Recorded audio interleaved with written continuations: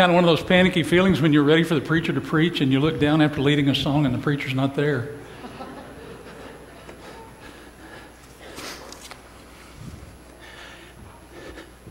It dawned on me as we were, you might cut that back just a little bit, Susan. It dawned on me while we were sitting there singing one of the songs that I forgot to put the PowerPoint for my sermon up here. And so I was in the back desperately trying to do that. So I have a checklist of things that I go through, and the very last one is put your sermon on the media room computer, and that one's not checked. And so here we are. I recently finished reading a book called Violated by Paula Levine and Mark Schlabach. It's the story of the mess at Baylor University that they went through over the last couple of 3 years. Women and sometimes men reporting violent assaults. And Baylor then fumbled the ball by not responding to the problem. And now they are, even today, trying to frantically put in place procedures to encourage victims to report violations and to respond to them in a timely and helpful way. And because so many of those assaults involved members of the football team, it was widely reported as a problem of Baylor trying to protect football players. Art Briles and his athletic director were fired. The president of the university was fired, and then the replacement for the president of the university was fired. But actually, though, Levine and Schlabach found that the problem at Baylor wasn't really as much a problem in the athletic department as it was a university-wide problem. Some of the more serious and more violent assaults involved football players, all right, but as it turns out, any report by any woman about any assault was routinely mishandled. It was largely swept under the rug and ignored, whether it involved some random happening on campus or whether it involved a member of a fraternity or whether it involved a member of the football team. And Levine and Schlabach traced the problem to a persistent failure of the university administration to respond to women who had been attacked as people. They tended to see these women more as problems and as inconveniences. They thought, well, this sort of thing doesn't happen at Baylor. It's not supposed to happen here. And so these women are raising problems. These women are causing problems. They are the problem. Maybe if we can convince them that they don't have an issue, maybe they'll just go away and everything will be okay. Maybe if we can intimidate them into keeping it quiet, it'll just kind of go away. And so the administrators who were responsible for helping these women, for responding to their psychological and academic and their fear issues, and they had a lot of those. They were common to people who have been sexually assaulted. Instead of seeing these women as what they really were, victims who needed to be heard and protected and supported, they accused the women themselves of being troublemakers. They accused the women of violating alcohol rules or sexual activity rules. They sometimes tried to make these women out to be liars. They sometimes issued veiled threats if the women didn't stop their accusations and go away. But the point was that the administrators did not respond to these women on the basis of the fact that they were human beings, that they were troubled women, that they were women who had been violated in some way, but rather they saw them, the accusers themselves, they saw them as the problem. And they represented only a problem. Now, I thought that conclusion was very interesting in light of what I read in Luke chapter 13. We're going to see if this works. I'm not sure that it will. I don't know how to make it work. There we go. Got to figure it out. On a Sabbath, Jesus was teaching in one of the synagogues, and a woman was there who'd been crippled by a spirit for 18 years. She was bent over and could not straighten up at all. When Jesus saw her, he called her forward and said to her, "Woman, you're set free from your infirmity." Then he put his hands on her, and immediately she straightened up and praised God. Indignant because Jesus had healed on the Sabbath, the synagogue leader said to the people, "There are 6 days for work, so come and be healed on those days, not on the Sabbath. You see what's happening here? The synagogue leader doesn't criticize Jesus for violating the Sabbath by healing on the Sabbath day, but he accuses the woman of being a troublemaker. All of his criticism is aimed toward her. He accuses her of causing problems. There are 6 days for work, he says. If you want to come and be healed on those days, go ahead. Won't anybody be here, of course. Nobody will be at the synagogue Sunday through Friday. But if you want to come and be healed on that day, then show up. But don't come on the Sabbath. He looks past her illness. All he can see is that she is getting in the way. She's causing trouble. He can't see her suffering. All he knows is she's causing problems. This woman, so stooped that she can't even look up. I'm sure racked by back pains and by neck pains as she tries to navigate through the streets and even get to the synagogue in the first place. And here she is. She's at church. Can you imagine what it cost her? Can you imagine what an effort it took for her to get up out of bed, to get herself at least on her feet and moving down the street and finally into the synagogue? Here she is. Oh, we're so glad to see you. What a wonderful thing that you were able to do that. We see your zeal. We see your dedication. All the synagogue leader can see is that she's come to cause problems. Why can't we worship without all this trouble? Why can't we just praise God and not worry about somebody being sick or suffering or even struggling with their faith? Why does this have to be work, work, work all the time? You get a real good look at how this synagogue leader feels with the complaint, there are 6 days for work. Healing this woman wouldn't be a joy. You can imagine what it would be to heal someone, to see someone like this healed. This light, airy freedom of seeing her straighten up with a smile on her face and a bounce in her step and singing and humming and smiling and hugging and being free of pain for the first time in 18 years. Her illness is a burden. It's a weight. It's an inconvenience. It's a problem. It's work. And healing her is just an intrusion. We're here for this, not for this. We're here to accomplish this, not to accomplish this. And she's just an imposition. She's a bother. She isn't a sister needing attention and sympathy and encouragement and love. She's an anchor. I remember a bunch of us preachers sitting in a wad. We were growling about how demanding people are and how hard some people make things and how hard our ministry is because of that. And one told about getting a call in the middle of the night to talk about some minor point that some guy disagreed with in a sermon that he had preached 3 months ago. Another told of a woman, a member of his church, who called him every time her cat was stuck in a tree. And she expected him to be there just on the drop of a hat, on the spur of the moment, immediately. And if he wasn't there, she complained to the elders. Well, who has time to study, said someone else, when you're getting phone calls and demands to be here and there? Yeah, one of us said, aren't people demanding? And then he said, if it weren't for people, I could do a pretty good ministry. And we just sort of sat there in stunned silence thinking about how easily people can get in the way of actually working with people. Don't bring your problems in here, he said. We're not here to deal with your troubles. We're here to worship God. Well, if it weren't for people, we could have a pretty good church here.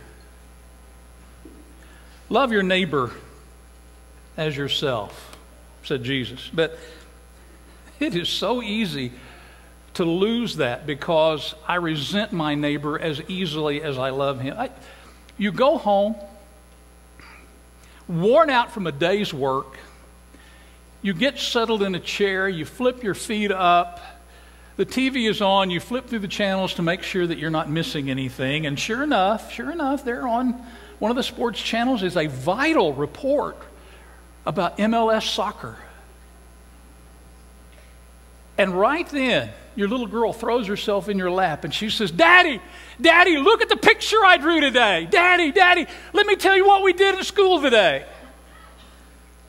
Or even worse, you get all relaxed and you're engrossed in some vitally important thing on television, and your wife starts telling you about her day. And you try to pay attention, you try to listen with one ear, but she's right there in front of the television, and she's demanding your attention, and she's talking, and it's hard to separate the voice of the commentator from the voice. Don't you hate that? I mean, don't you resent that? Can't she see that I'm tired and I'm frayed and I need to relax? Doesn't she know that this isn't the time? There are 6 hours for talk. Come in and talk all you want, but during the hour of Sports Center, let's keep it quiet. I can so easily resent the ones who are most important to me. Is it any wonder that I have trouble with all of those people out there? People who are clamoring for my attention and demanding my time and asking for my energy and maybe even wanting my hard-earned money. Just downright irritating. Jesus will answer the complaint of the synagogue ruler. He says, doesn't each of you on the Sabbath untie your ox or donkey from the stall and lead it out to give it water? You treat your animals better than you treat this woman. There are all these homeless people out there in our parks, hanging around the libraries. They stink, they beg, they lie on sidewalks. They're in the way. And these people who feed them, giving them handouts and organizing bread lines, don't they know they're just encouraging these indigents? And so the city council gathers together and they pass an ordinance fining people who try to feed the homeless in public places. If you don't feed them, maybe they'll go away. Sort of like when you don't feed the wild animals. Several years ago, I read a book by Bailey Smith called Real Evangelism, and Bailey tells of a meeting that he attended. It was a gathering of religious leaders, and everyone was in a fury over the increase in juvenile delinquency in their town. You can tell that was several years ago. They're talking about juvenile delinquency. But they're really upset, and speaker after speaker in this meeting gets up and denounced the teenagers for being these disrespectful degenerates. And they complained about permissive parenting. And they demanded stricter enforcement of the laws, and they wanted the enacting of a citywide curfew. And Bailey said one minister in the back, an old man who'd been in ministry for many years, held up his hand and in a quavering voice asked, has anyone tried to tell them about Jesus? Oh, come on. That's never going to work. These kids are too far gone. They're worse than animals. I mean, oxen and donkeys are better than they are. Jesus said a man was going down from Jerusalem to Jericho when he was attacked by robbers. They stripped him of his clothes, beat him, and went away, leaving him half dead. A priest happened to be going down the same road, and when he saw the man, he passed by on the other side. So too a Levite, when he came to that place and saw him, passed by on the other side. I think I know what was going on in the minds of the priest and the Levite. They were not evil men, I'm sure. I don't think Jesus intended to present them as being some sort of evil on 2 feet. But they had responsibilities. They had obligations. They had places to be, and they had things to do. And here is this mass, this huddled pile of dirty rags in the middle of the road. And not a man, but just a pile of dirty rags, an imposition, an inconvenience, something that might get on them if they stopped, a danger to their relationship to God. But a Samaritan, as he traveled, came where the man was, and when he saw him, he took pity on him. He took pity on him. You hypocrites, said the Lord, doesn't each of you on the Sabbath untie your ox or donkey from the stall and lead it out to give it water? Does this woman mean less to you than an ox or a donkey? Are you so heartless that her suffering can't strike a spark of pity in you? Well, but she's suffered already for 18 years. What's one day going to matter one way or another? Should not this woman, a daughter of Abraham, whom Satan has kept bound for 18 long years, be set free on the Sabbath day from what bound her. There's the heart of Jesus in living Technicolor. This woman is suffering. She's been waiting 18 years for this day, and Jesus says, I can't wait one more day. You don't really get the full blow of this from the English translations of Luke, but there is in there embedded a wonderful revelation of the heart of Jesus. The synagogue leader grumbles, and notice how he puts this. He says there are, I'm still having trouble with this thing. There are 6 days on which it is necessary to work. You hear that word necessary? That's there in the Greek. There are 6 days on which it is necessary to work. And again, here is that idea really stressed that this healing business is work. It's not a joy. It's not easy. It's something that is distracting and distasteful and inconvenient and exhausting. This woman is just here causing trouble, causing problems. But Jesus cries out, verse 16, this woman has been suffering for 18 years. Is it not necessary to free her from her suffering on the Sabbath day?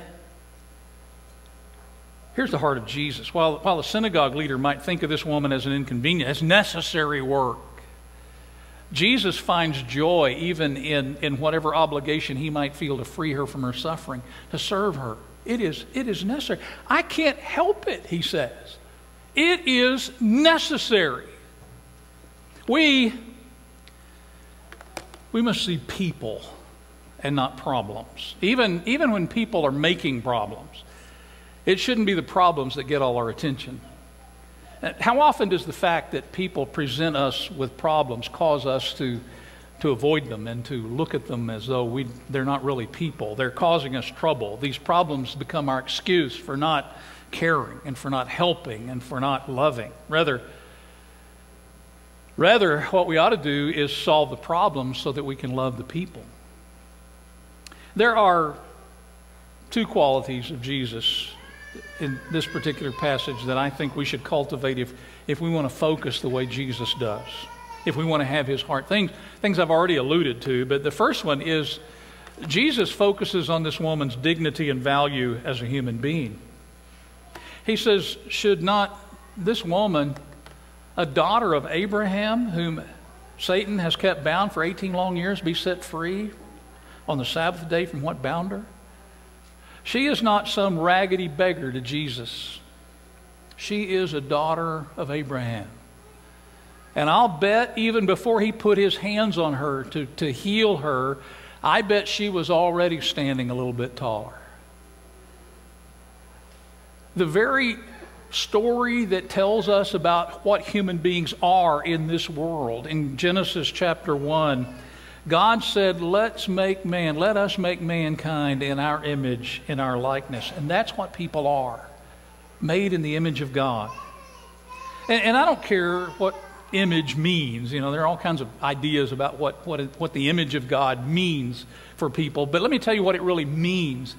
It means that every single person carries the mark of God in their soul. And we need to see people for what they are. Creations of God, bearers of God's image, intended for dignity, meant to be worthy of respect. They're for us to cherish and to love. What do you see here? Asked Jesus. You see some needy woman begging for attention, tempting us to violate some precious principle of God. Do you just see a problem? No, she is a daughter of Abraham. And then he puts his hands on her. He pats her. He hugs her. He loves her. And she feels it. Secondly, Jesus has a completely different perspective on what serving is all about. The synagogue leader could only see the Sabbath day as a day of obligation, a day of necessity, a day of imposition. I'm sure he would have said, yes, I know it's tough to do what God wants, but he wants it and we have to give it. I heard once about a man who was so caught up in the singing during worship that he sprang to his feet and he shouted, "Hallelujah!" And the usher came running down the aisle as fast as he could to shush the man. And the man sat down and said, "I was only enjoying the Lord." And the usher said, "We don't enjoy the Lord here. Come some other day and be healed. But right now, the Lord is here, and nothing good can ever come from that." The Sabbath day was a day, according to this synagogue leader, that the Lord laid on his people to inconvenience them so that they would feel sacrifice and be able to honor him. You don't work, you don't walk far, you can't cook. You shouldn't really enjoy it at all. But Jesus saw the Sabbath day completely differently. The Sabbath day was a day to celebrate freedom. The Sabbath day was it was a day to enjoy the Lord's freeing Israel from the bonds of slavery, from the exhaustion of unending and from the unending necessity of work. It was a day to bestow freedom on this woman who had suffered long enough. Instead of an obligation, it was a privilege. It was a privilege of sharing in the work of God himself. Scott McKnight, in a book called A Community Called Atonement, tells a story written by a member of his church, Dawn Husnick, a woman, Dawn, D-A-W-N. She's an emergency room nurse in Chicago. And she writes, "Give us the heart of a servant" was the song they were singing as I left the church service heading for my second 12-hour shift in a row. Weekends in the ER can be absolutely brutal. I was physically and emotionally spent as I walked up to the employee entrance. The sound of ambulances and an approaching medical helicopter will telltale signs that I would literally be hitting the ground running. Dawn, can you lock down room 15? My charge nurse yelled at me as I crawled up to the nurse's station, and when someone asked for a lockdown, it was usually a psychiatric or combative case. 2 security guards stood outside the room, biceps flexing like bouncers anticipating a drunken brawl. My eyes rolled as I walked past them into the room to set it up. The masked medics arrived with John strapped and restrained to their cart. The hallway cleared with heads turned away in disgust at the smell surrounding them. They entered the room, and I could see John with his feet hung over the edge of the cart, covered with plastic bags tightly taped around the ankles. The ER doctor quickly examined John while we settled him in. The medics rattled off their findings in the background, with John mumbling in harmony right along with them. The smell was overpowering as they uncovered his swollen, mold-encrusted feet. After tucking him in and taking his vital signs, I left the room to attend my other 10 patients in waiting. Returning to the nurse's station, I overheard the other nurses and techs arguing over who would take John as their patient. In addition to the usual lab work and tests, the doctor had ordered a shower, complete with betadine, foot scrub, antibiotic treatment, and non-adherent wraps. The charge nurse looked in my direction. "Dawn, will you please take John? Please? You don't have to do the foot scrub. Just give him the sponge in the shower." I agreed, made my way to gather the supplies, and waited for the security guard to open up the hazmat shower. As I waited with John, the numbness of my business was interrupted by an overwhelming sadness. I watched John, restless and mumbling incoherently to himself through his scruff of a beard. His eyes were hidden behind his ratted, curly, shoulder-length mane. This poor shell of a man had no one to love him. I wondered about his past. I wondered what happened to bring him to this hopelessly empty place. No one in the ER that day really looked at him. No one wanted to touch him. They wanted to ignore him and his broken life. But as much as I tried, I couldn't. The smirking security guards helped me walk with him to the shower. As we entered the shower room, I set out the shampoo, soaps, and towels like it was a 5-star hotel. I felt in my heart that for at least 10 minutes, this forgotten man would be treated as a king. I thought for those 10 minutes he would see the love of Jesus. I set down the foot sponge and decided that I would do the betadine foot scrub by myself. As soon as the shower was finished, I called the stockroom for 2 large basins and a chair.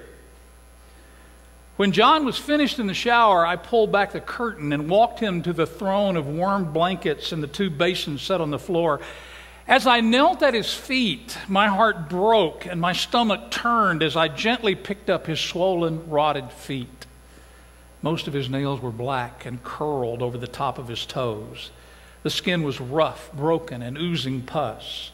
Tears streamed down my face while my gloved hands tenderly sponged the brown soap over his wounded feet. The room was quiet as the once mocking security guard started to help me by handing me towels. As I patted the last foot dry, I looked up, and for the first time, John's eyes looked into mine. For that moment, he was alert, aware, and weeping as he quietly said, "Thank you." In that moment, she said, I was the one seeing Jesus. We offer you this moment, if you want to belong to Jesus, to confess his name as Lord, to be baptized into his name, to become God's child, to become the precious brother or sister of Jesus. Would you come while we're singing? Let's stand, please.